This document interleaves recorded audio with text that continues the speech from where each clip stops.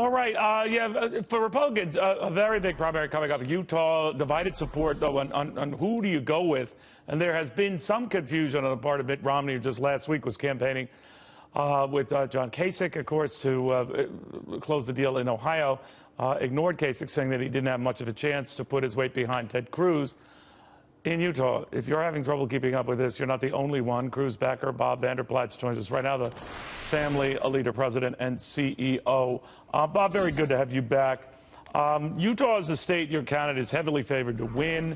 Do you think he'll, regardless of the back and forth with Mitt Romney and others, he'll carry it off?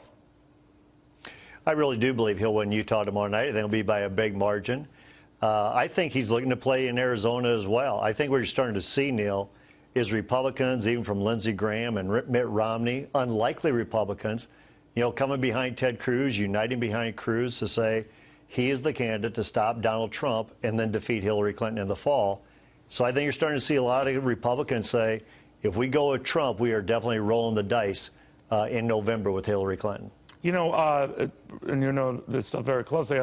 Donald Trump is meeting with some prominent Republicans. I don't say leaders, but prominent Republicans in Washington ahead of his speech before a big Jewish group there. And he's just trying to reassure them, I guess, that he's going to be the guy. And that they shouldn't be afraid of him as the guy. Do you think he has to do more? Do you think he has to reach out to your guy and maybe just put him on his ticket to avoid the debate? Well, I don't know about putting it on the ticket. I'm not sure Ted Cruz would accept being on the ticket with Donald Trump, first of all. But I think Donald Trump does have to do a lot more than just assure them.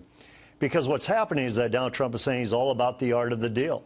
He's going to speak at AIPAC when he's saying he's neutral on the nation of Israel. That's a huge issue there.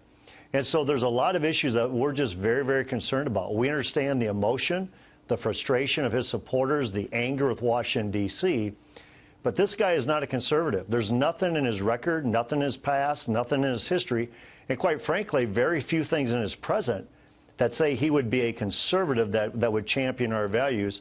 That's why people are starting to unite and why people are calling for the unification behind Ted Cruz. Well, not everybody. If, let's say it's a split and that your candidate takes Utah, Donald Trump heavily favored in Arizona, and of course you would have to assume that your candidate's going to be able to take over 50% of the Utah vote, which would be winner take all in that event.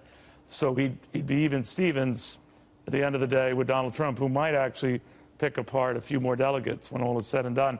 So the math doesn't favor Senator Cruz. What do you see that I don't? Well, I think what it is the math is difficult, I think, for both Trump and Cruz. There's still a pathway more difficult for Ted Cruz, though, right? It is, but he needs to win probably about 75–80% of the remaining delegates to get to 1237. On the other hand, Trump has to win about 55% of the remaining delegates to get to 1237, and John Kasich does not have a mathematical pathway to get there. So that's why I think you're seeing people unite and say this is a chance to stop him and either get to 1237 or let's go to Cleveland and let's go to a convention and let's win it there. Because our big goal, Neil, this is a great opportunity for us to win, to defeat Hillary Clinton, to get a true conservative that champions our values, that people are excited about. And that's going to be a candidate with Ted Cruz.